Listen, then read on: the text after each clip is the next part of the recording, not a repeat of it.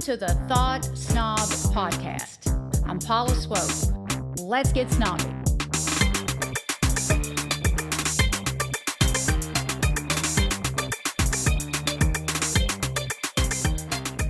Today is all about manifestation do's and don'ts.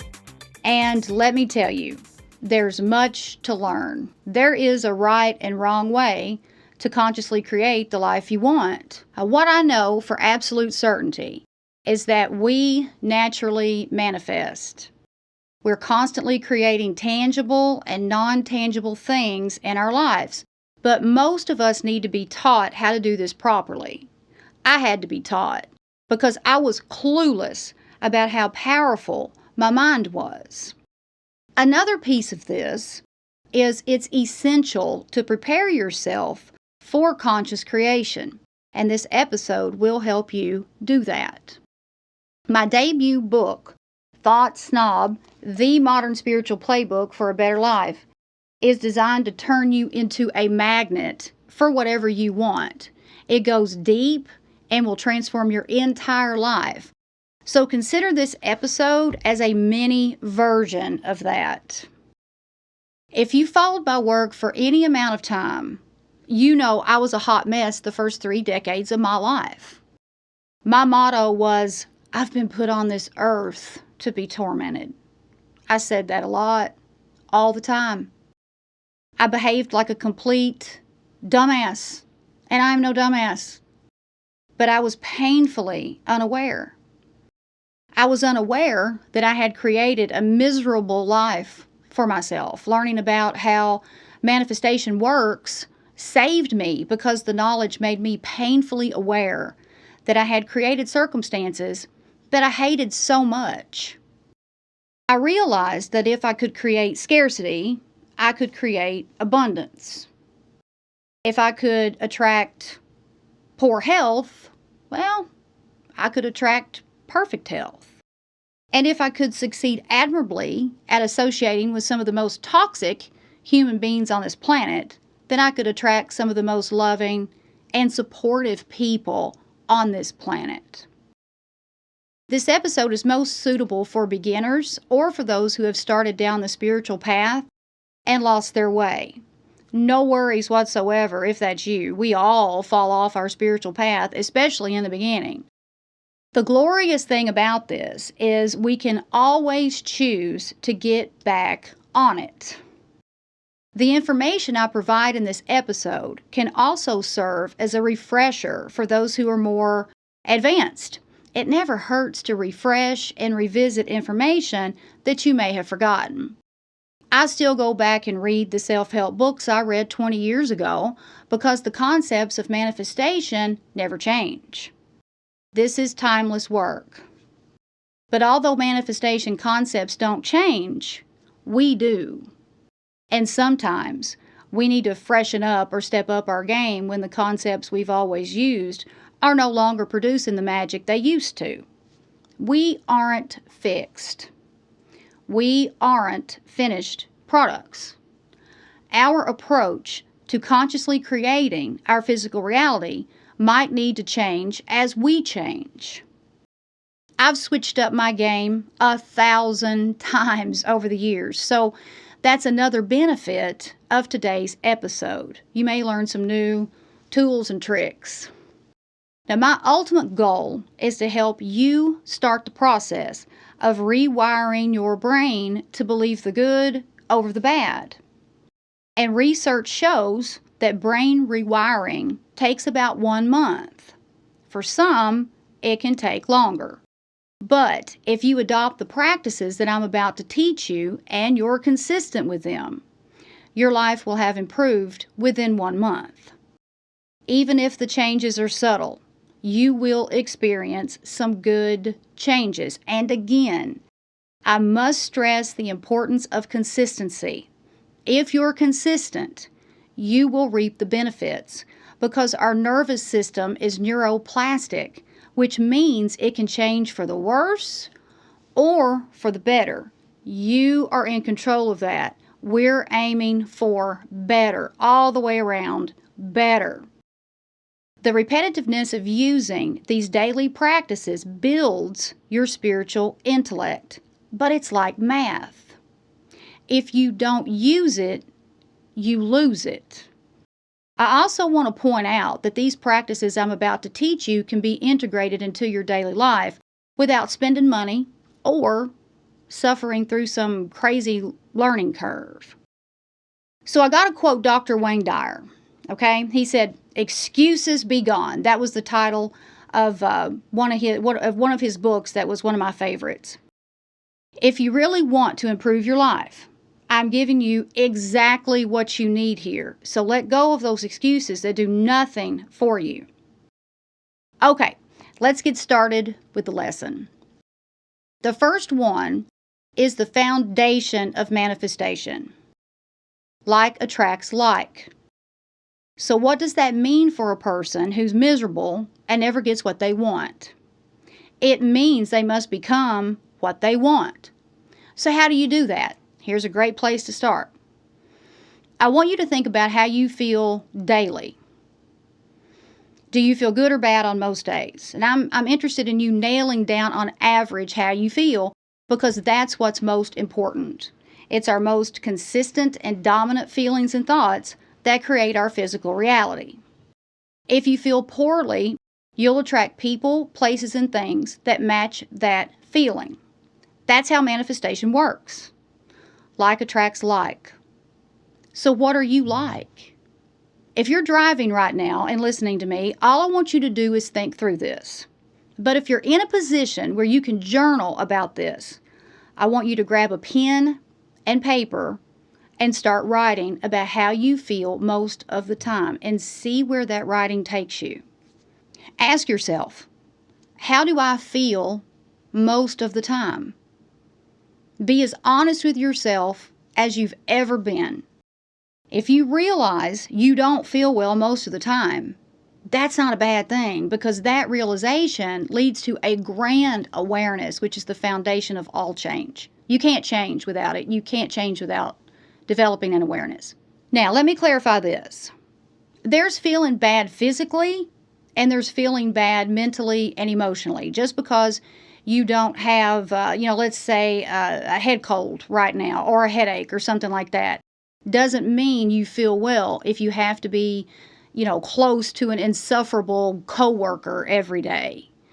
Being around a person who irritates the living freaking daylights out of you can cause you to attract some unpleasant things, so be keenly aware of that. And in my book, I lecture about how we are what we eat, but we're also who we associate with, okay? People who are wrong for you are manifestation blockers. They're like a road block to your dreams. They are where dreams die. As you think through how you feel most often, don't neglect to take inventory of how the people around you most make you feel. Take your time thinking through how you feel most often. Dig deep into it and consider every aspect of your life.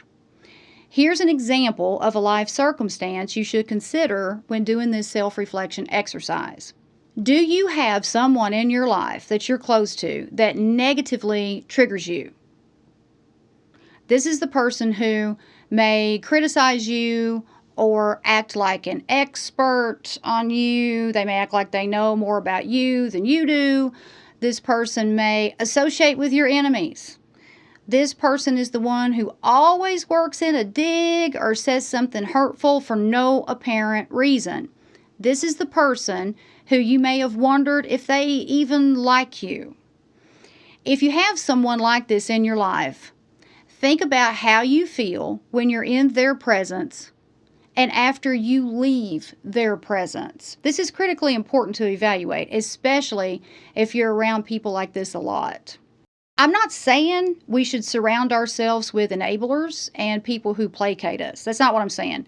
There's a big difference in being honest with someone and ripping their life apart with rude and unnecessary criticisms. And you instinctively know the difference. Again, think about how you feel when you leave someone's presence. Do you feel uplifted? Or do you feel like your energy has just taken like a massive plunge. Another scenario is if you have a bad habit that makes you feel unwell most of the time. I used to binge drink. I had debilitating hangovers, awful hangovers. There were times that I thought my heart was going to beat out of my chest and that I was going to die. Binge drinking was a manifestation blocker because it not only made me feel like I had food poisoning and pneumonia simultaneously, but the hangovers worried and scared me. So ball all of that up into one, and you get an energetic frequency that matches trouble. That's what my life was. Troubled. Now, the next step is to rank how you feel most often on a scale from 1 to 10, with 1 being the worst and 10 being exceptional without any room for improvement. The first time I did this, I think I ranked myself at probably a 2 or a 3. And if I did this exercise today, I would rank myself around probably an 8.5 on most days. Whatever your ranking is, don't judge it, but do observe it and show yourself some compassion. Because that ranking isn't you. If you rank below a 6, view that ranking as evidence that you're in the wrong place at the wrong time with the wrong people. All right? Once you figure out your ranking, I want you to think about how you can get closer to the next number. Let's say your ranking is a 3. Is there anything you can do to get closer to a 4?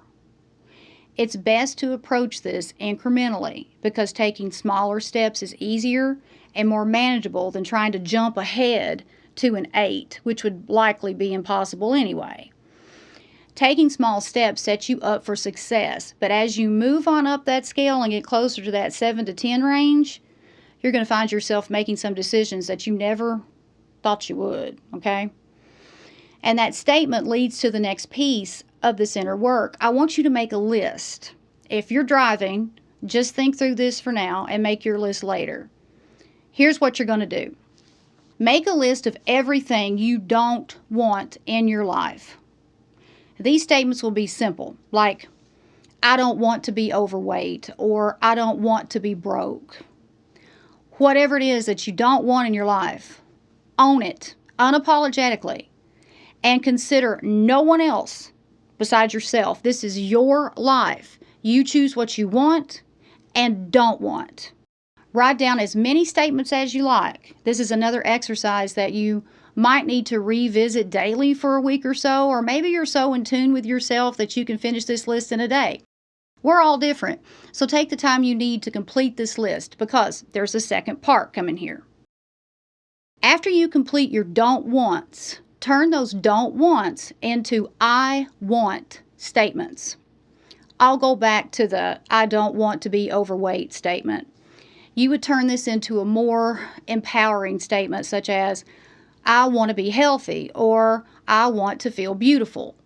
Think about the I don't want to be broke statement. You would turn that into I want to be wealthy, or I want to be a magnet for abundance. Choose those statements that feel right for you. Working through these don't wants and wants will help you identify ways to get closer to a ranking between the 7 to 10 range on that Likert scale. And keep in mind, you're approaching this incrementally. These disempowering emotions and unpleasant circumstances weren't created overnight. Set realistic expectations for yourself. From now on, you'll use those I want statements to guide your life. Consider them your North Star. Use those statements to create awareness of your daily behaviors. It's your daily behaviors that continue to contribute to you not getting what you want. If you're like I used to be, I didn't realize that because I had no awareness.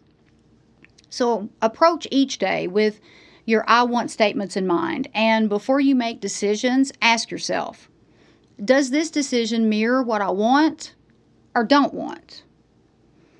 Asking yourself questions, it's a game changer because you'll begin making decisions that change everything about your life. That's why I said earlier, that you'll find yourself making decisions you never thought you would. There are going to be people who don't like your new choices, but those are the ones who have abused you, underestimated you, and mistaken your kindness for weakness. Okay? The people who surround you have enormous power over the quality of your life. And if you fail to live from a place of mindful awareness, they will make sure you never get what you want. Now, if you're surrounded by wonderful, supportive people, well, you have nothing to worry about here. But my guess is if you're tuned in right now listening to me, that's not your current situation. When you work through the don't want and want statements, you'll have realizations about the people you associate with. And it would be best if you were prepared for some tough decision making that might sometimes be harsh. But I want you to keep something in mind. Most toxic people, they don't change. There are exceptions to this rule, yes, but for the most part, genuinely toxic people don't change because they have no awareness that they are the problem. One way to spot a toxic person is to observe how they speak about others. Now, I'm not talking about harmless jokes or telling a funny story about something someone did or having some occasional pillow talk with your partner. I'm talking about someone constantly blaming others for their downfalls or bad luck. Those people who act like their way is right and everyone else is wrong or idiotic, that's who I'm talking about here.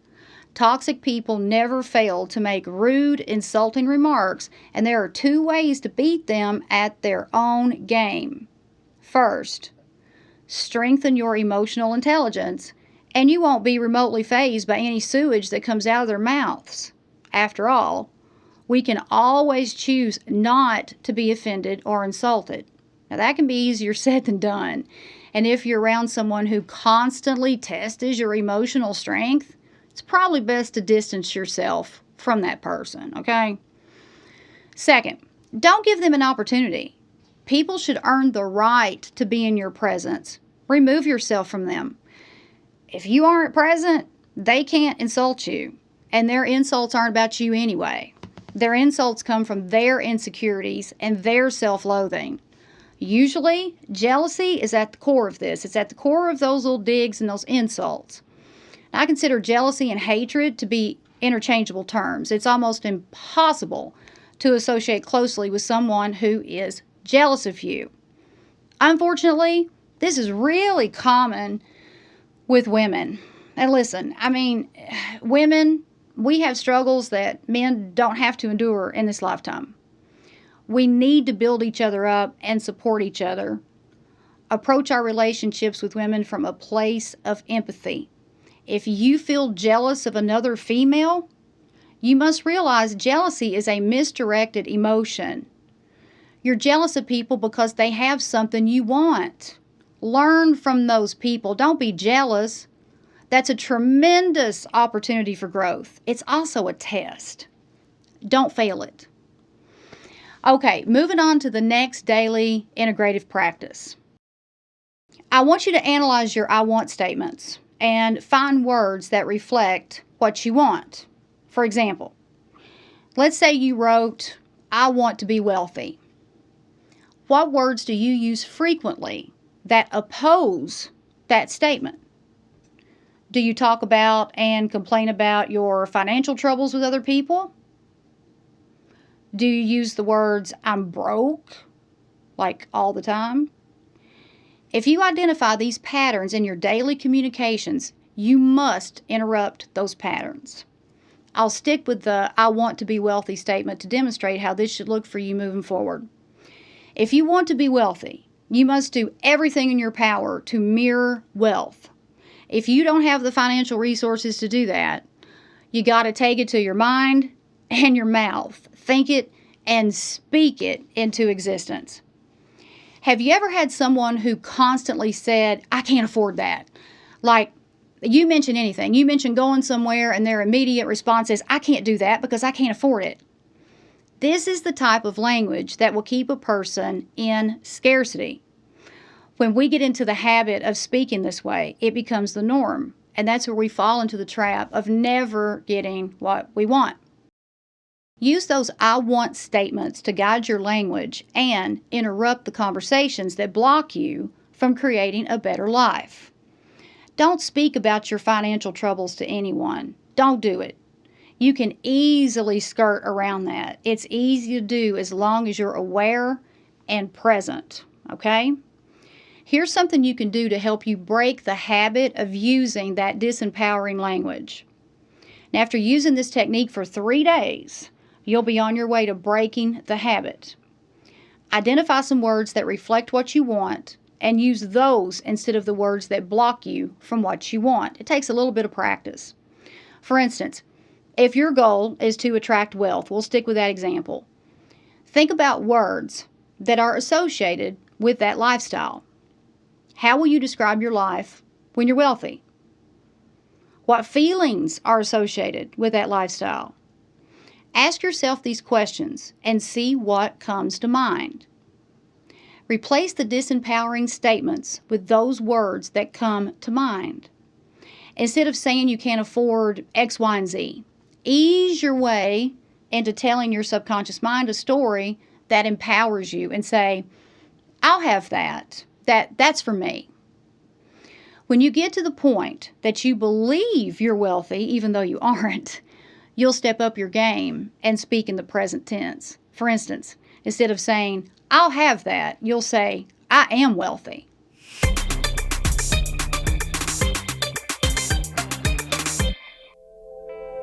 When someone tells you over and over again that you can't have what you want, you believe it. And those beliefs, unless they are interrupted, have the power to destroy your life. This book takes you on a journey of self-assessment, self-reflection, and self-empowerment, but it's not a quick fix. It's a playbook to a better life. And if you emulate my spiritual teachings, your life won't look the same 1 year from now. I want you to know that if you want something, you're meant to have it. That burning desire that you've always had is there for a reason. Your intuition tells you that you are supposed to do whatever you want to do, and that's why the burning desire never goes away. You may have shut it out a time or two in your lifetime, but it always comes back. Together, we're going to bring that burning desire to life. You can attract whatever you want, regardless of your past and present circumstances. When we're done with your spiritual transformation, those who have treated you badly will wish they hadn't. Miracles aren't reserved for the saints. We sinners are just as entitled to miracles, so let's go get yours.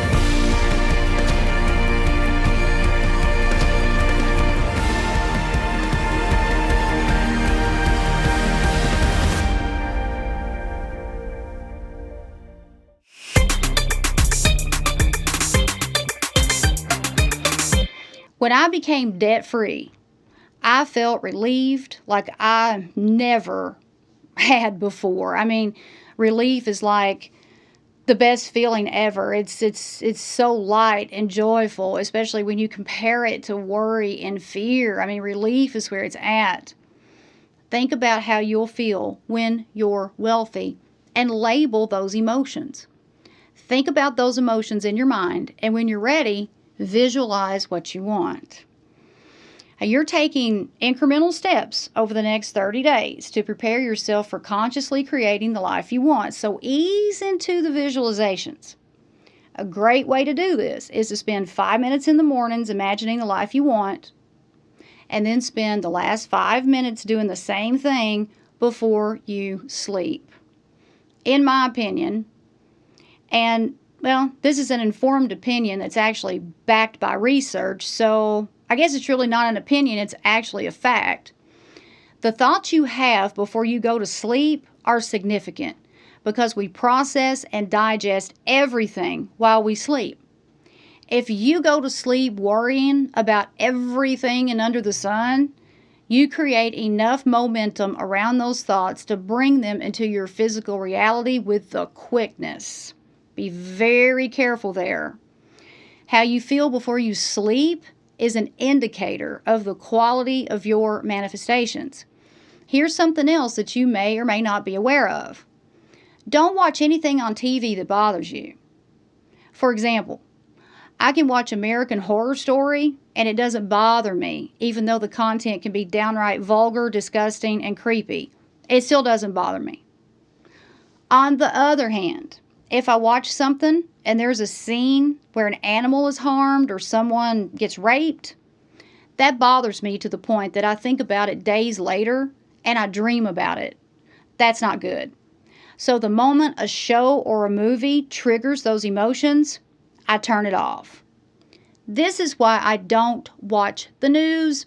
The news is designed to make you worry and be fearful. Whatever you do, don't watch the news before bedtime. Start breaking that habit as soon as possible. Do, however, watch or listen to things that soothe you and activate your parasympathetic nervous system. Stand-up comedy is excellent, and anything that makes you laugh is great to watch at night. I have a strict rule with my husband, and I abide by it 90% of the time. We don't discuss anything stressful after 8 p.m. That rule serves me well. Find something that works for you. Now, I have one more tool to pass along that will help you to prepare to manifest the right stuff. If you don't know your life path number, you need to know your life path number.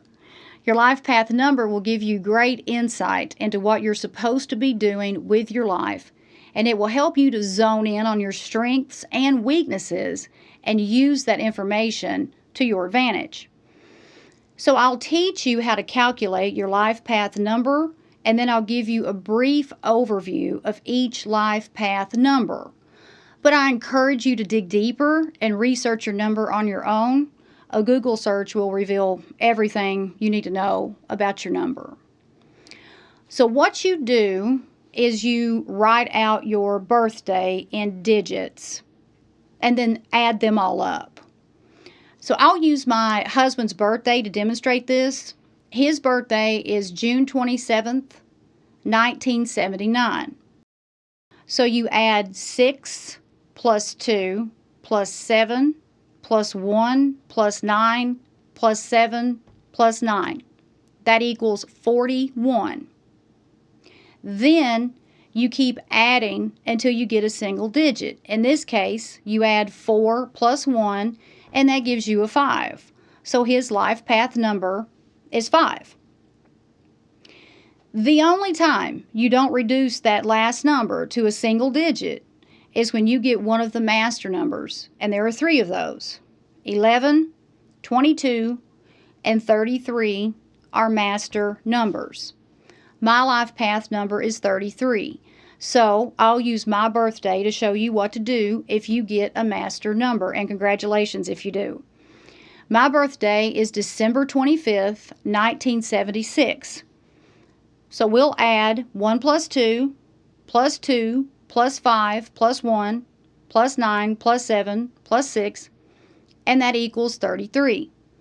Since I got 33, I stop there. I don't take it any further. I don't reduce that number to a single digit. There are 12 life path numbers, and those include numbers 1 through 9, and then your master numbers, which are 11, 22, and 33. I'll go over the characteristics for each one briefly and then leave you to conduct a little research on your own. Starting with life path number 1. Ones are described as the ultimate individual. Keywords that are associated with life path 1s are independent, unique, self-motivated, proactive, courageous, and entrepreneurial.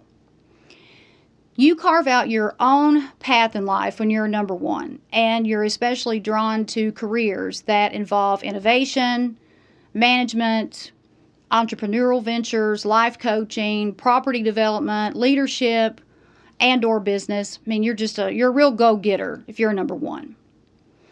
Life path number 2 is described as the collaborative counselor. Keywords for number 2 are peaceful, intuitive, wise, compassionate, collaborative, and understanding. Number 2s are understanding individuals who value harmonious relationships in life, and they help others willingly. It's just number twos are natural. They're a people person. Number twos are people persons. So careers involving therapy, healing, teaching, administration, accountancy, and meditation often appeal to life path number two. The next one is number three, and this is the outgoing creative person. And keywords include funny, creative, charismatic, expressive, social, and imaginative. Number threes are confident individuals who thrive on being with others and having an audience. You're drawn to careers involving acting, writing, teaching, travel, therapy, hospitality, personal care, and sometimes sales. People are just drawn to your natural talents. So if you're a number three, you might want to see how you can use that to your advantage and possibly capitalize on it. And then life path number four. This is the practical worker. And keywords associated with the number four are you are a very conscious person. You're grounded, pragmatic, reliable, determined, and practical. You're a dedicated and responsible individual who works hard to achieve a goal and never gives up. No matter what it is, you never give up. You're drawn to careers. You might be an accountant or an auditor. You might be interested in editing, something to do with property, law enforcement, engineering, and analysis of some sort.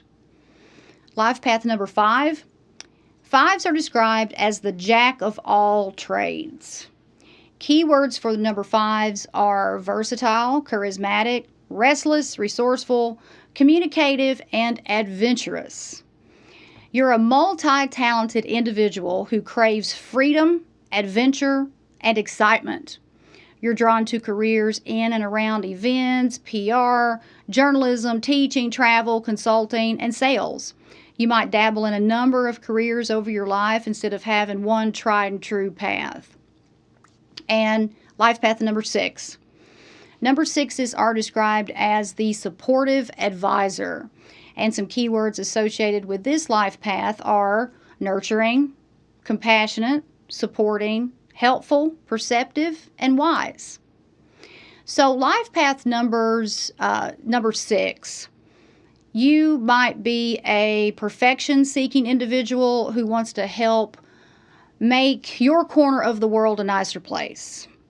You're drawn to careers involving therapy, healing, nutrition, beauty, fashion, interior decorating, teaching, counseling, and hospitality.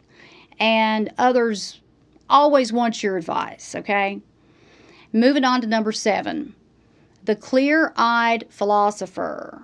Keywords associated with life path number seven are analytical, questioning, intellectual, intuitive, problem-solving, and philosophical.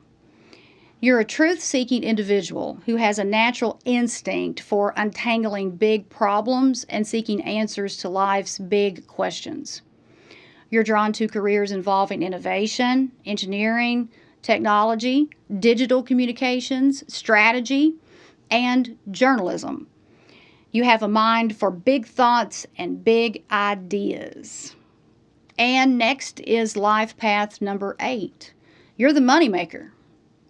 Keywords associated with number 8 are driven, ambitious, strong, materialistic, proud, organized, and entrepreneurial.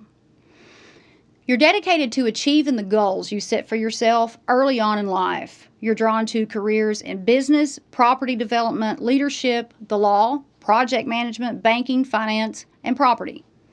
You have a mind for money and a natural talent for managing a budget. Life path number 9, the understanding caregiver. Keywords associated with number 9 are generous, kind, helpful, very creative, patient, passionate, and caring. You're just a caring individual who wants to help the planet and other people. You don't expect anything in return. Sometimes you're drawn to careers in teaching, counseling, social work, law, the creative arts, HR, government work, and fitness. You just want to make the world a better place. So that concludes 1 through 9. We're going to move on to our master numbers. In numerology, 11, 22, and 33 are never reduced to a single digit. Instead, they're left as is. These numbers hold special significance because they offer double the power of the number they reduce to. They aren't common, and those with master numbers have a lot to accomplish while facing great adversity. In fact, they're sometimes even considered late bloomers because they have a lot in life to work through before their natural talents can truly shine. As a master number 33, I can certainly relate to everything I just said. Okay, starting with 11, the intuitive inspirer. Keywords associated with the 11 are intuitive, inspiring, perceptive, open-minded, and optimistic. You have all the qualities of a number 2 with the added benefits of 11, meaning that you're an uplifting individual who seeks to help others improve their lives and be the best version of themselves. You're drawn to careers in life coaching, therapy, film and TV, writing, healing, sports, politics, and invention. Moving on to master number 22. 22 is described as the practical visionary, and keywords associated are idealistic, focused, visionary, imaginative, practical, and perfection-seeking. You have all the qualities of a number 4 with the added benefits of 22. You are a manifesting individual who has both the imagination and the drive to bring any idea to life. You're drawn to careers involving environmentalism, engineering, technology, architecture, healthcare, innovation, and politics. Moving on to the last one, master number 33. 33 is known as the master teacher. Keywords associated with 33s are creative, intuitive, compassionate, nurturing, and responsible. You have the qualities of a number 6 with the added benefits of a 33. You're a natural artist, but you work best with others rather than solo. In fact, you want to help other people just as much as you want to shine on your own. You're drawn to creative careers that allow you to work with others, like film, teaching, comedy, acting, charity work, and counseling. So, that's all of the life path numbers. The best thing to do is to take what resonates and throw out what doesn't. When you research your number on your own, you'll have many aha moments. So take that wisdom and use it to your advantage. Throw out the rest. Not all of it will apply to you, but the information that does can be used to prepare yourself for successful conscious creation. That's all I have for you for today. I know that it was a lot. I appreciate you tuning in. And I encourage you to take advantage of the resources that are available to you on my website at paulaswope.com and on thoughtsnob.com, which is my new website that is dedicated solely to my debut book here that has 5-star reviews on Amazon. And it's available on Amazon in 3 formats. Get your copy today and elevate your entire life to the next level. And until next time, namaste.